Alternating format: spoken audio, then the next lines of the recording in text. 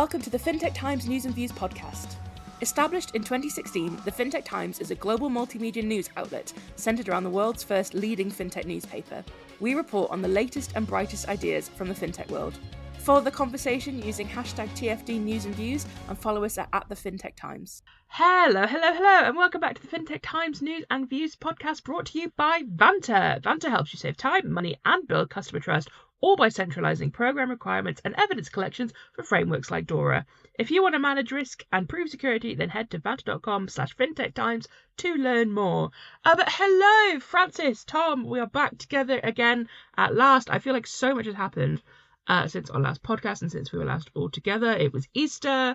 And then we're kind of really kicking off into like event season now as well, and really getting into the summer. So how are you guys? How are you doing? Tom, how have you been? We've been very, very good. It's been quite a busy week. I feel like partly because we were at IFGS this week. And when we visit an event, it just means that for the rest of the week, we're rushing around. We're trying to get twice as much things done.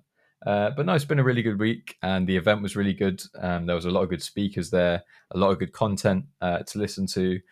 Rachel Reeves even made a surprise appearance and announced some new rules for crypto companies. And yeah, it was just a very, very interesting event. And it's also been a very packed news week this week. So in the world of fintech, it's been all go, especially since Easter has passed. Absolutely awesome. And Francis, how about you? How have you been? Yeah, definitely sort of just what Thomas said. It's been a very, very busy week indeed. And I don't know if it's just me, but I feel like as soon as the weather does start to get nice and it gets hot, I feel like the days do become a little bit more difficult sometimes. They're a lot more enjoyable, of course, but it really does sort of feel like a heavier day. So I think a mixture of a lot of work and the weather has made it feel like a long week, but it has also, like I said, been a good week, and looking forward to conversation today. Yeah, absolutely. And speaking of today's conversation, what are you guys going to be talking about, Francis? So the article I want to talk about today is how different consumers are trusting AI across the globe. Awesome stuff. And Tom, how about you? The article that caught my eye this week is about Revolut launching a new unlimited mobile plan. Cool. And mine is going to be all about the new research from Wise revealing 2 in 3 adults stay quiet after a scam. So, Tom, I'll let you go for this week. Why don't you kick us off? Absolutely, yeah. So a bit more of a niche article, I suppose. It's, we normally talk about sort of overarching topics, but I am going to get there. But this time, the thing that caught my eye was this sort of product launch from Revolut. And it's announced new plans to offer its users unlimited calls, texts, and data at home in the UK, as well as a 20 gigabyte roaming allowance across Europe and the US, all while using their local phone number. Now, what this deal is, basically, Revolut users can currently join a waitlist to be among the first people to access and be eligible for an introductory monthly rate of £12.50 a month for this very reasonable mobile plan. And the launch is going to take place initially in the UK and Germany, and Revolut has plans to follow with more markets later down the line.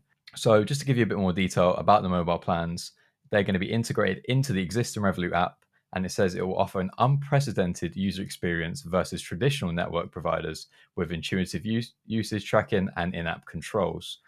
And there's also a plan for Revolut users to be able to use the points they've gained within the app through spending to pay towards their phone plan bill and make it even cheaper. And the reason that this really caught my eye in the first place was it was one of the rare times I actually came across a story like this, not in our inbox or when we were searching for press releases, but I actually just saw a handful of people screenshotting the offering from their Revolut app when it was first advertised to them. And they posted it on Twitter, and I've seen a few people talking about it. And then my first reaction was, oh, this beats my current offering. And I quickly had a look at Revolut's accounts to see if it was worth my time switching over. And that really got me thinking about why Revolut is making itself one of the standout companies in the UK at the moment. So as a result of that, just for the podcast, I had a quick look at some of its numbers, and it released actually its 2023 performance numbers last week.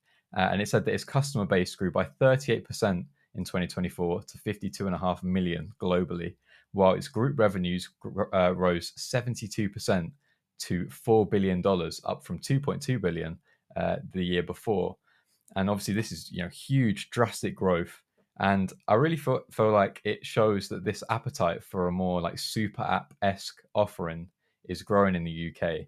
And Revolut is seems to be smashing it out of the park at the moment by implementing new products and services into its app all the time, and that makes it really attractive. And even myself, I thought, oh, this looks like a really good deal. I'm going to check this out and see if Revolut making the switch to Revolut now is worth it for me. And that's why I wanted to sort of bring this news to the podcast today and see what you both think. Firstly, of the offering, do you think it's a good way for Revolut to attract new customers? And I'd also like to see if there's any products or services that you think banks could potentially implement aside from this that could give them a competitive edge, because I think that's the one thing that Revolut seems to be doing so well at the moment, is really expanding their offering beyond just traditional banking. I know we've spoken about, what banking options would you like to see, but potentially the way forward and what we're going to be seeing more of is these sort of implemented and more integrated financial services and embedded financial services expanded, and we're going to be seeing more niche products both from banks and non-banks inside and outside of financial services. So that's really what I had to ask you both today. Polly, first of all, what do you think? Yeah, absolutely. I think this is brilliant. And I think, time and time again, Revolut just kind of proves to themselves, proves to everyone else why they're so popular and why they're doing so well. And it's also kind of like showing how to do a super app in the right way, right? And I think everyone's trying to get that super app status right now, not necessarily just in like financial services, but just sort of across the kind of companies that are out there. I think this idea of being a super app, it is all the rage. I don't think it's necessarily as popular as it was a couple of years ago, maybe, but still, I think it's really quite. Everyone wants to be able to provide that all-encompassing service where you don't have to leave an app. And I think Revolut is just a really good example of a company that just seems to be hitting the nail on the head and doing it right every time.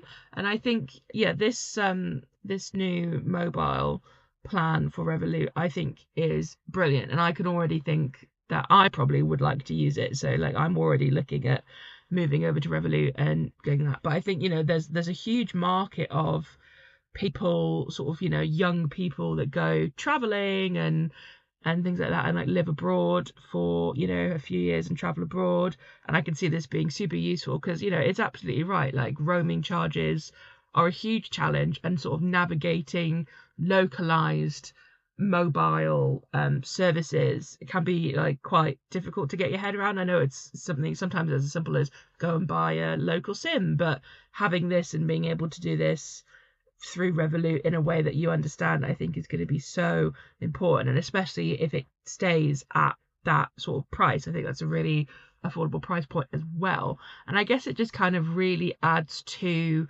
the offerings that Revolut have, especially when it comes to travel. I feel like they're already quite a popular app for the traveller who wants to make things easier when you're traveling abroad and things like that, and makes money easier when traveling abroad. So it really makes sense to be going into the sort of mobile and telecommunications place as well. I think it's always a good time when a company, or in this case, like a financial services company, launches something that then you all immediately go, oh yeah, that makes total sense. Yeah, that's brilliant. Love that. I think sometimes people will launch new features and you'll go, oh, that's cool, but not for me. Or, oh, okay, fine. Yeah, sure. Not the vibe. But, I've even heard of this from people in sort of my circle of Revolut and things like that. So yeah, I could only see this as being a good thing. And I feel like it's just going to cause a lot of people to maybe follow suit. I think we'll start seeing other sort of financial services offering their own telecommunications and mobile offerings soon. But yeah, really exciting. I really like it. No, I completely agree. And I think I like the point you made about the sort of super apps. Maybe the concept was a bit more popular a few years ago. But I think one thing we've always seen is that, they really took off in sort of Asian markets, and they're hugely popular. And yet every time a company seems to lean towards that in the Western world, whether it be the UK, Europe, or the US, they don't seem to quite have the same appetite for it.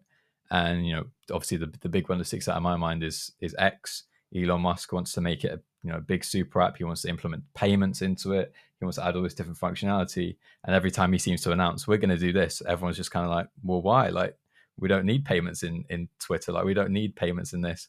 And it's hard to see how it's actually going to expand. And I think that's why it goes to show that Revolut's doing it in a really clever way. They're recognizing areas. Okay, this is a pain point for many people, or this is an area, like they said, traditional telecommunications companies aren't really giving them good deals anymore. It's quite hard to find a good deal that's good for everyone, and that's why they seem to be hitting out of the park at the moment. But I want to get your take on this, Francis. Do you think you see more of this continuing? Do you think Revolut are really going to continue releasing products and services like this? I mean, you'd have to think so, because the amount of times that I can think of just in my own experience or talking to other people that they've sort of come back after a holiday and gone, oh my God, the roaming charges were insane. And then the bills rack up and it's like, how did this happen? And it's just a huge shock to everyone, really. And it almost makes you think, well, I'm not even going to risk turning roaming on when I'm abroad, because I don't want to have the potential of having, such high charges. So I think taking the idea that, this is a big pain point that's been sort of, I suppose I want to say in the industry, but sort of plaguing travelers for such a long time. And it's this idea that, as Polly said, it's very cheap, it's very affordable, and for what you're getting at that price point, it's definitely worth it. And it sort of expands this idea. And what I really liked about it, I should say, is this idea that it's not exclusively going to be telecommunications. The other Revolut services are still going to be there. And if you think about, on a day-to-day, how much you would use a payment card to pay for something, or digital wallet to pay for something, if you're using Revolut, that's going to contribute towards your Rev points, their loyalty scheme. And this is something that consumers can use to actually pay for this payment plan, for this mobile plan, I should say.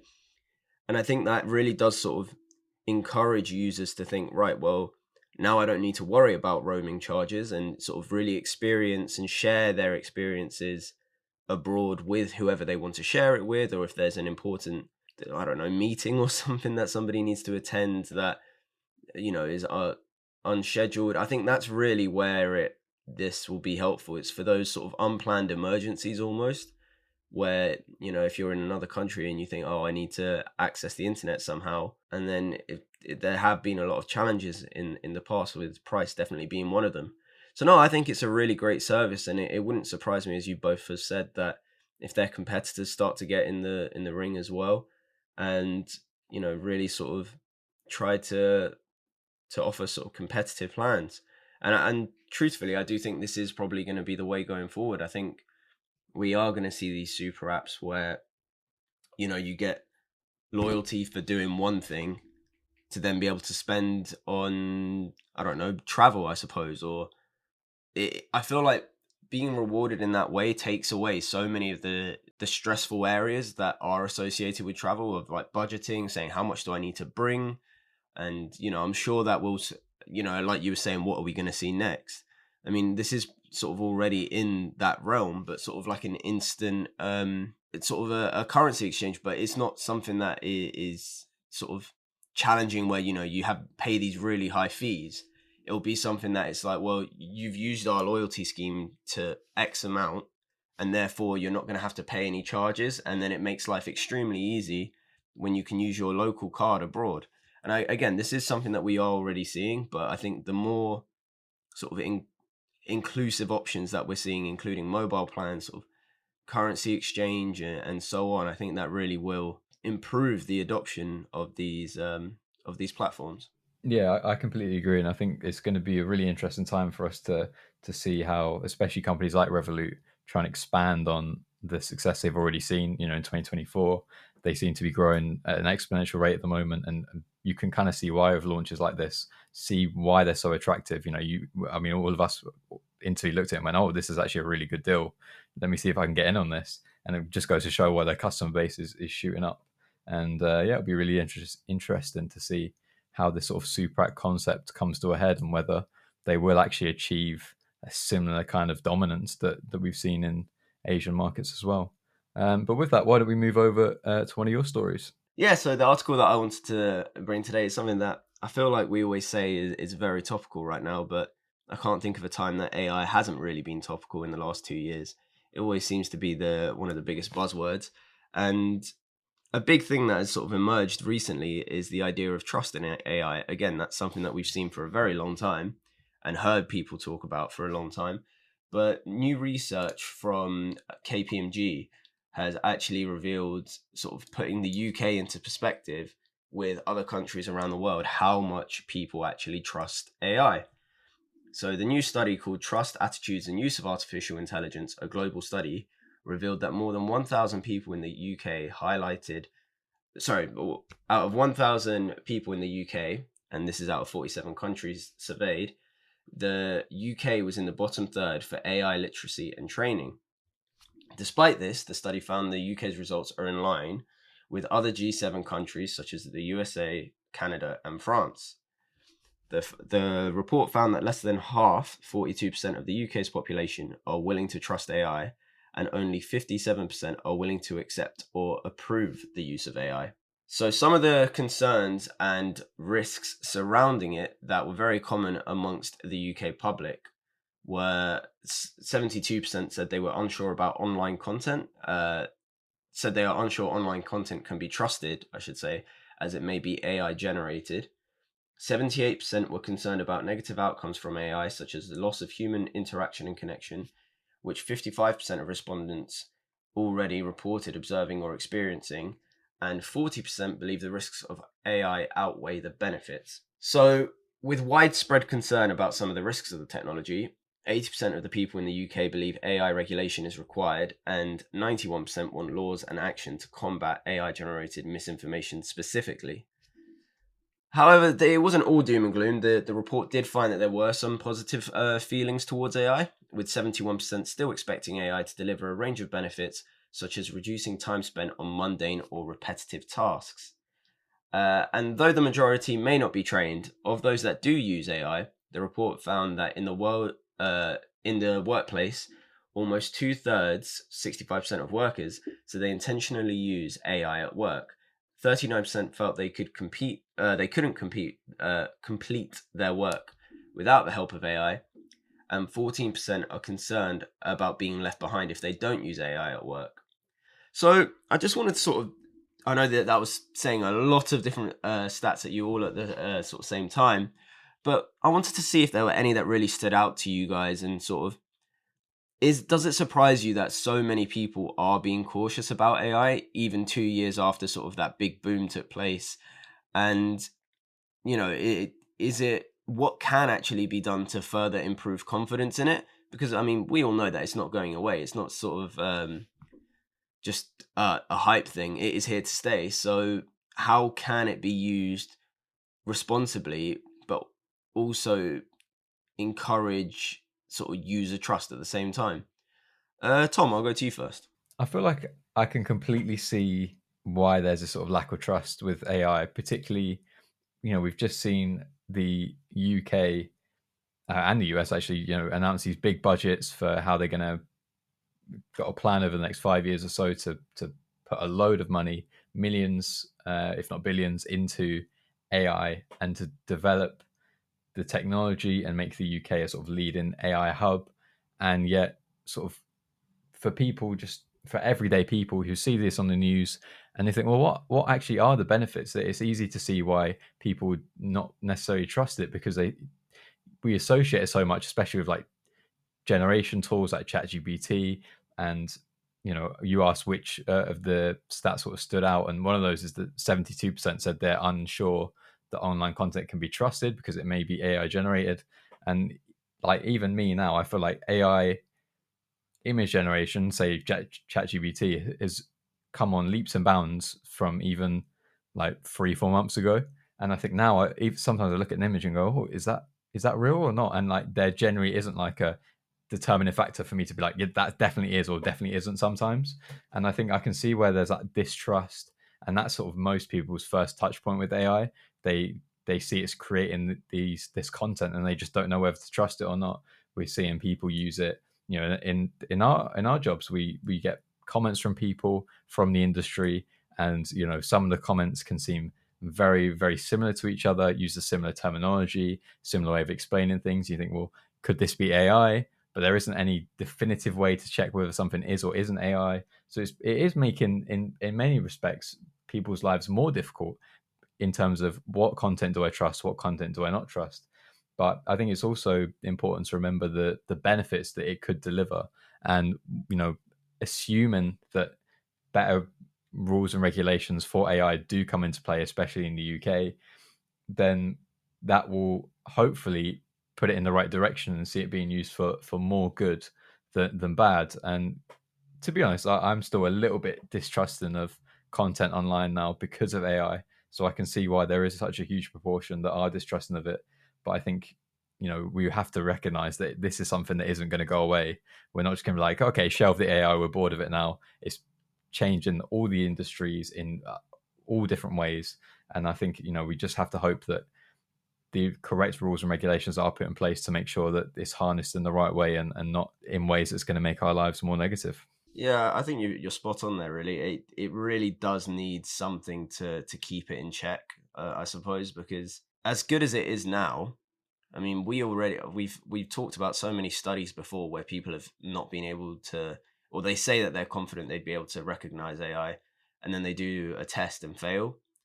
And as good as AI is now to the human eye, it is only going to improve to, full sort of verification processes or authorization things. We've heard so many stories. I remember there was I can't remember exactly in which country, and I can't remember their exact role. So this is going to sound like a very vague story, but there was I think it was like the owner of a bank or something got called, and somebody was impersonating somebody he knew and was saying, "Oh, I need you to send me the X amount of money," and it was in the millions, and it was just a deep fake sort of voice changer. But it's gotten so good now that it's really difficult to sort of pinpoint. And like you say, even though that we're in the industry and we know about AI, I think scrolling through LinkedIn especially, I think every single time I see a picture on there, there's always something in the back of my mind going, I reckon this is probably AI. And then it becomes a thing of trying to spot, what the telltale signs are. How many fingers are there in a picture, or is something just out of place and not right, or something like that in the background. Is something, is a tree upside down. So it's stupid stuff like that, but it does happen. And I think this is something that, it's all well and good trying to spot telltale signs, like I said, but ultimately it's got to be something that regulation controls so that things don't get out of hand, and we can still have some trust online. I mean, I know trust online is a whole other ballpark in and of itself, but there really is this sort of second guessing going on now. So yeah, I really agree with that. Polly, what do you think? So I hate AI, but I don't hate AI as a whole. I hate how some people have chosen to use AI. So I think it all boils down to there's kind of two aspects in it, which is like really generalization, I know, but like in my head there is two aspects of AI, which is the AI that automates processes that really help, like the chat bots, and the back end AI that helps companies sort of save time because you're doing automation, the stuff that's always been there. The AI is not new. AI has been around for so long. It is just very recently now more in the public perception. But the idea of, AI automating different processes and utilizing it in that way, fine. No problem with it. Think it's brilliant. Love that for them. What I cannot stand is when people decide to use AI for like creative means, and they think that AI can do everything in that regard and that it should do everything. Obviously, like, we are creatives ourselves, as journalists and things like that, and writers, and I've spent many a restless night wondering if I'm going to lose my job to a robot, which could happen. But this is when I have a problem with it, because I think AI is a fantastic tool to help make your life easier when it comes to these processes, these different things, the really boring data heavy manual tasks that no one wants to do, blah blah blah blah blah.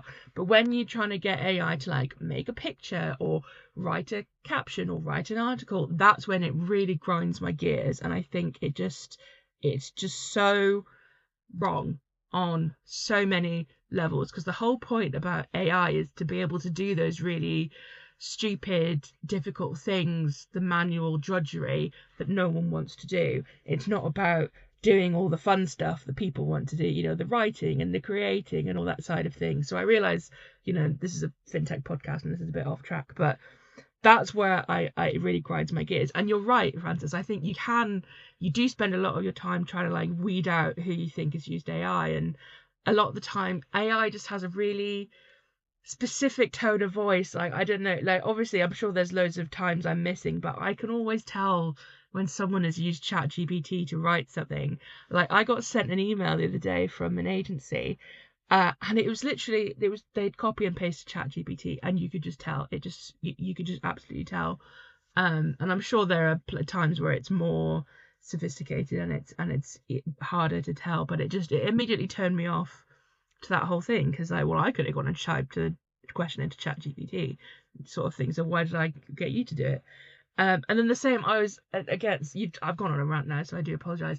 But yesterday I was at a conferencing, and there was a guy there, and he was like this big sort of like LinkedIn. He was very, very active on LinkedIn and had quite a bit of a following. And he said that he didn't write a single one of his posts anymore. AI wrote them. Like, he just trained an AI to sound like him, and an AI wrote every single one of his LinkedIn posts. And I was like, well, okay, well that's me completely disregarding. A crazy thing to admit to everyone. Yeah, that's what I thought. I was like, well, that's me completely disregarding everything that you now have to say and that you're trying to tell me, because you've just told me you didn't write any of your LinkedIn posts for the past 6 months. So yeah, as you can tell, I get very cross about it and I get very angry about it, because AI is great at doing the things that AI should be doing. AI is not great at doing the things that it shouldn't be doing. And I think people have this perception about it that it is, you know, it's this great tool. And you can see in like companies and stuff, you know, more and more companies are sort of announcing they're going AI first. Like, is it Duolingo? I think they recently announced that they're going AI first, and they've sort of laid off quite a lot of their staff because they're going to be utilizing AI, which is great. But I think quite a lot of people are upset about it. And I think it does come down to that like perception of AI and what people understand about AI. And I can't think of anyone that I know that is pro AI, personally. Not in the, obviously in the way that we're talking about in this instance of like doing things that it doesn't need to be doing. So I know it's a tricky conversation and it's a tricky debate. But yeah, I just let AI do the boring stuff and let people carry on doing the fun stuff. That is where I will end. Otherwise, I could probably talk about and rant about this for hours, because it just absolutely grinds my gears. Well, let's swiftly move on then before that happens. Polly, why don't we go to your article? So, okay, moving on from AI, let's talk about fraud.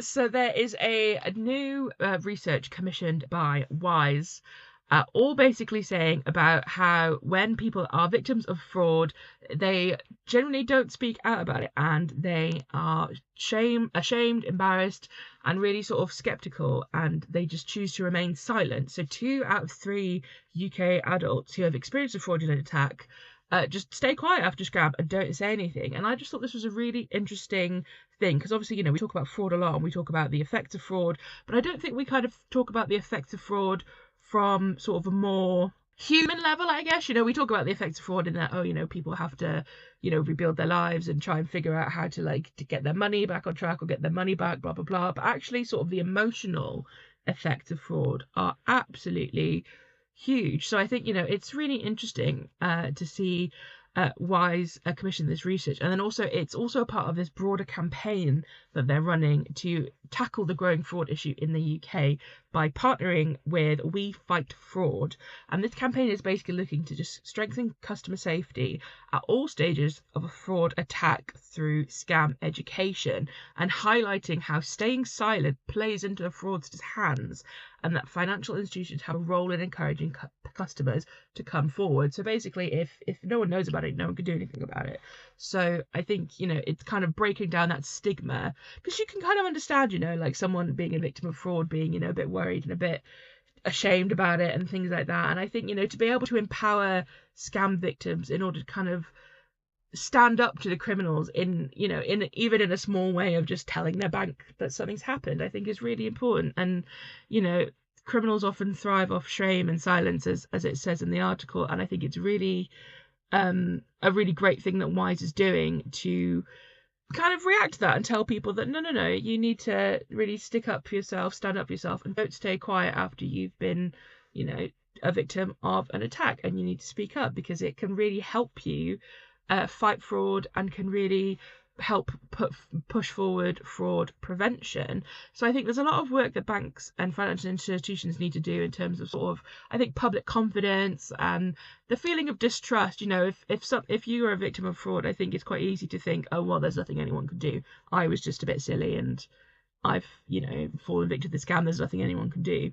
So I think there's kind of a lot of campaigning that needs to be done here by banks and financial institutions, and a lot of education as well. Our favourite word. I know we love talking about education, but I think there's a lot of education that needs to be done as well, and just kind of get rid of the shame and stigma around scams, because so many people fall victim to scam now. They're so like we were just saying, with the AI thing, it's so clever and they're so good at weeding you out and making you fall for it. So I just thought this was a sort of an interesting one, a nice one. Nothing's nice about fraud, but a great campaign to be launched. So I mean, Francis, what do you think about this whole thing? Yeah, I think you said it right there at the end. It's this whole idea of removing the stigma around it, and that, I mean, you can totally understand why somebody would feel embarrassed and ashamed, because I mean, we've learned about it since we were all children, really, that you've got to be aware that there are going to be people out there that are going to try and trip you up to get a hold of your finances and stuff.